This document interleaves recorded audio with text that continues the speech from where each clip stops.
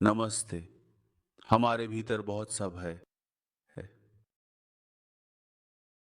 और जब राहु महादशा शुरू होती है या जब आप राहु अंतरदशा से गुजर रहे होते हैं या जब राहु 8वें घर या 12वें घर में गोचर कर रहा होता है तो आप अधिक भयभीत होते हैं। भय आपको परेशान करता है। भय केवल एक विचार है और वह विचार आपको परेशान करता है। और जब भय आपको परेशान करता है, जब आप भय की गिरफ्त में होते हैं, तो आप अपने जीवन को सच्चे अर्थ में नहीं जी सकते।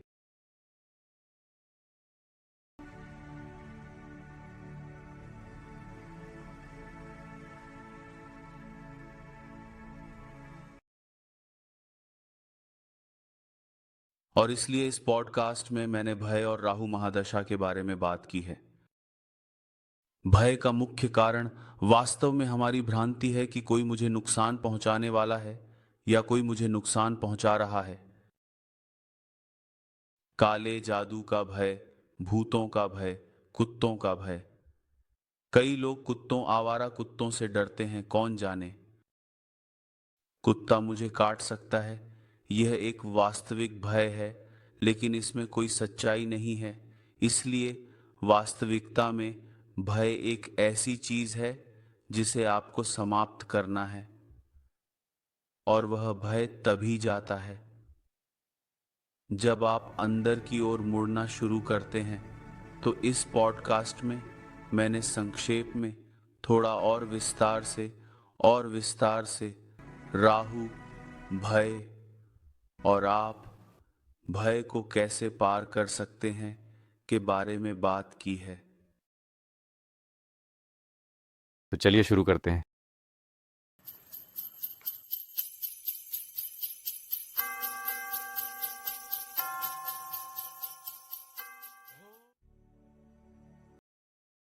भय मन का होता है। चांद मन का प्रतीक है। राहु चांद का उत्तर नोड है। मन विचारों का एक ट्रैफिक है। विचार, विचार और बहुत सारे विचार, ये सभी विचार भ्रांतियों से उत्पन्न होते हैं। राहु इन भ्रांतियों का प्रतिनिधित्व करता है और यही कारण है कि मन स्वभाव से बहुत चंचल होता है। आपका मन जो भी सोचता है वह एक भ्रांति है। सच्चाई, असली चीज खोजने में मन का कोई भूमिका नहीं होती। यही कारण है कि महान प्रबुद्ध गुरु कहते हैं कि बिना मन के स्थान में सत्य प्रकाश की तरह अवतरित होता है। जब आप राहु महादशा से गुजरना शुरू करते हैं तो मन सभी प्रकार की भ्रांतियों से भरा होता है जो कई भय की ओर ले जाती हैं। आपके चार्ट में राहु की स्थिति के आधार पर आप एक निश्चित भय से परेशान होंगे। पहले घर में राहु समाज में अपनी छवि खोने का भय उत्पन्न करेगा। दूसरे घर में राहु धन खोने का भय उत्पन्न करेगा। तीसरे घर में राहु भाई बहनों से भय और व्यापार में असफलता का भय उत्पन्न करेगा। चौथे घर में राहु संपत्ति खोने का भय और मां से भय उत्पन्न कर सकता है। पांचवें घर में राहु रिश्ते में असफलता का भय या प्रतियोगी परीक्षाओं में असफलता का भय उत्पन्न करता है। छठे घर में राहु गुप्त दुश्मनों का भय और काले जादू के हमलों का भय उत्पन्न करता है। सातवें घर में राहु विवाह रिश्तों में असफलता का भय या विवाह साथी से भय उत्पन्न करता है। आठवें घर में राहु अलौकिक तत्वों जैसे काले जादू से भय या मृत्यु का भय उत्पन्न करता है। नौवें घर में राहु पिता के समान व्यक्तियों का भय या छात्रवृत्ति के अवसर खोने का भय उत्पन्न करता है। यह लंबी यात्राओं के दौरान भय भी उत्पन्न करता है। 10वें घर में राहु करियर में असफलता का निरंतर भय या करियर लक्ष्यों को प्राप्त करने में असफलता का भय उत्पन्न करता है। 11वें घर में राहु सामाजिक नेटवर्किंग में पीछे रहने का भय या सामाजिक सर्कलों में लोकप्रियता प्राप्त करने में जमीन खोने का भय उत्पन्न करता है। 12वें घर में राहु गुप्त दुश्मनों और काले जादू के हमलों का निरंतर भय उत्पन्न करता है और इसलिए राहु महादशा के दौरान आपके लग्न चार्ट में राहु की घर स्थिति के आधार पर आपको एक निश्चित भय का सामना करना पड़ेगा। कई लोग राहु महादशा के दौरान धोखा खा जाते हैं या लूटे जाते हैं क्योंकि वे कमजोर होते हैं और फर्जी बाबाओं का आसान लक्ष्य होते हैं और फर्जी लोग जो अधिकतम लाभ उठाते हैं और इन लोगों को लूटते हैं। जब एक व्यक्ति अपने प्रति सत्य नहीं होता, जब एक व्यक्ति एक पक्का धोखेबाज और कपटी होता है, तो ऐसा व्यक्ति अधिक भयभीत होता है। ऐसा व्यक्ति लगातार कई भय से ग्रस्त रहता है।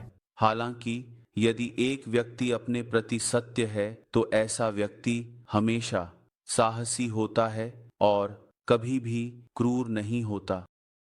इसलिए यह सब इस पर निर्भर करता है कि आप अंदर से कौन हैं। जो महिलाएं अपने पतियों या प्रेमियों को धोखा देती हैं, वे हमेशा कई भय से भरी रहती हैं, बस इसलिए कि वे अपने प्रति सत्य नहीं होती। इसी तरह जो पुरुष अपनी पत्नियों या प्रेमिकाओं को धोखा देते हैं, वे हमेशा कई भय से भरे रहते हैं, बस इसलिए कि वे अपने प्रति ईमानदार और सत्य नहीं होते। आप तभी निर्भीक होंगे जब आप अपने प्रति ईमानदार होंगे। महान आध्यात्मिक गुरु परमहंस योगानंद कहते हैं, अपने प्रति ईमानदार रहें।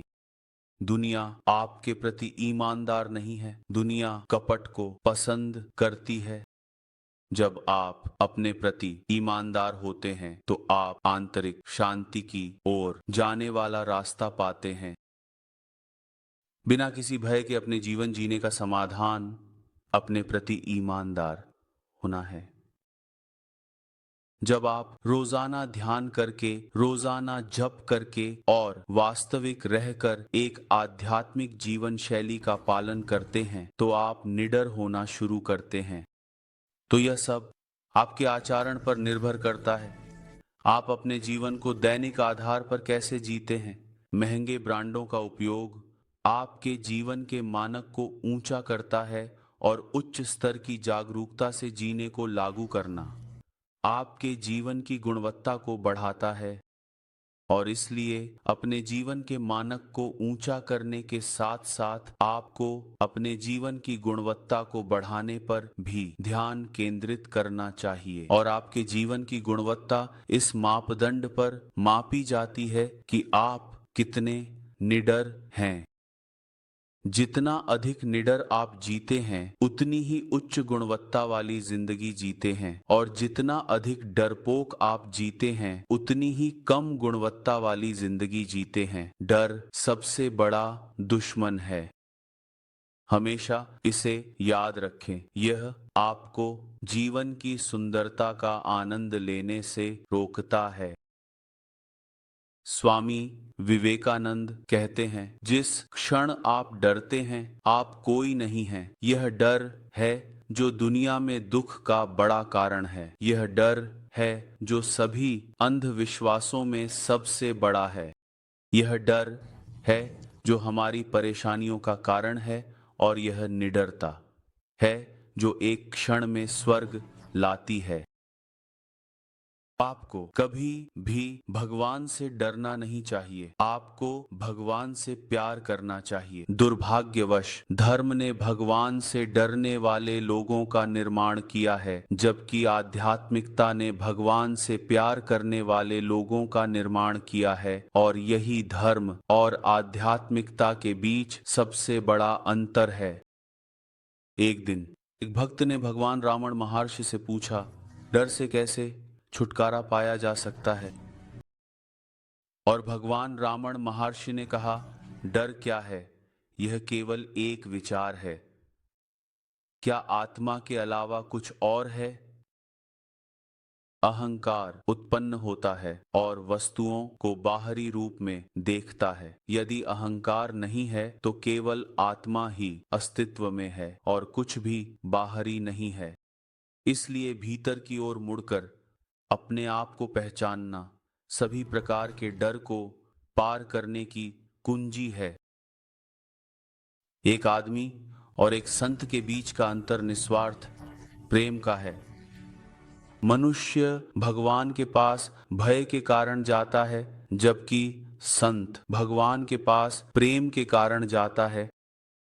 संत भगवान के प्रति प्रेम से समर्पण करते हैं। प्रेम के कोई नियम नहीं होते, प्रेम के कोई विनियम नहीं होते। जब आप भगवान की पूजा प्रेम से करते हैं तो आपको घड़ी की ओर नहीं देखना पड़ता कि क्या प्रार्थना का समय है। आप कभी भी प्रार्थना कर सकते हैं। आपको किसी विशेष परंपरा या रिवाज का पालन करने की आवश्यकता नहीं है। आप अपनी स्वयं की चेतना का पालन कर सकते हैं। और चेतना से अधिक दिव्य क्या है, क्योंकि भगवान आपकी चेतना की अंतिम सुगंध है। यदि आप चेतना के साथ जी रहे हैं तो कोई भी डर आपको घेर नहीं सकता। कोई भी व्यक्ति आपको नुकसान नहीं पहुंचा सकता। आप जागरूक हैं, आप जागरूकता के साथ जी रहे हैं। और इसलिए जब आप राहु महादशा के दौरान जी रहे हैं, यदि आप एक सत्यवादी ईमानदार व्यक्ति हैं, यदि आप अपने प्रति ईमानदार हैं और यदि आप अपनी जागरूकता के स्तर को बढ़ाने के लिए प्रयास कर रहे हैं, दैनिक ध्यान और दैनिक जप करके, तो मुझे बताने दें, आप ठीक रहेंगे और आप बिना डर के जी सकेंगे। और यह आपकी सबसे बड़ी विजय होगी, एक विजय जिसे आने वाले दिनों में संजोया जाएगा। मेरे सभी करीबी अनुयायियों को प्यार। याद रखें, दैनिक ध्यान और जप करें। याद रखें कि किसी भी प्रलोभन में न पड़ें और उन नकली पुरुषों और महिलाओं के जाल में न फंसें जो काले जादू के जादू को हटाने का दावा करते हैं, क्योंकि कोई भी ऐसा नहीं कर सकता। यदि आप वास्तव में सभी प्रकार के काले जादू के जादू को पार करना चाहते हैं तो अपने भगवान के प्रति समर्पित होना, एक सात्विक जीवन जीना, अपनी आस्था की पवित्र ग्रंथों को दैनिक पढ़ना और दैनिक जप करना है। यह केवल तब होता है जब आप अपने आप को शुद्ध करने के लिए प्रयास करते हैं कि काले जादू के जादू और काले जादू के हमलों से उत्पन्न कई डर धीरे धीरे मिटने लगेंगे और आप जोरदार वापसी करेंगे। याद रखें, यदि आप अपने कर्म की गुणवत्ता में सुधार करने के लिए प्रयास करते हैं तो कोई भी आपको नुकसान नहीं पहुंचा सकता। वे पुरुष और महिलाएं जो दूसरों को चोट पहुंचाने वाले अपमानजनक टिप्पणियां पोस्ट करके ऑफेंड करते रहते हैं, वे निश्चित रूप से राहु महादशा और राहु अंतर्दशा के दौरान, साथ ही सभी प्रकार के कठिन गोचर के दौरान पीड़ित होंगे।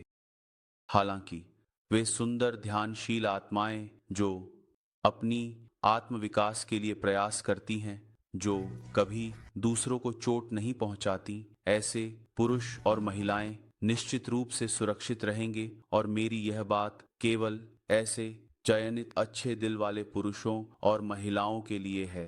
आप सभी को आशीर्वाद मिले और हर दिन ध्यान करने और जप करने की याद रखें। जय श्री गणेश, जय गुरु।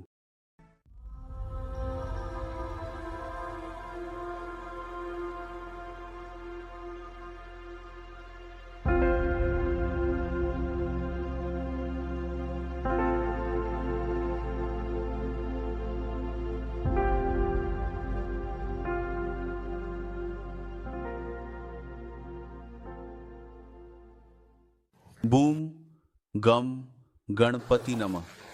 एयुम गम गणपतये नमः। एयुम काम गणपतये नमः।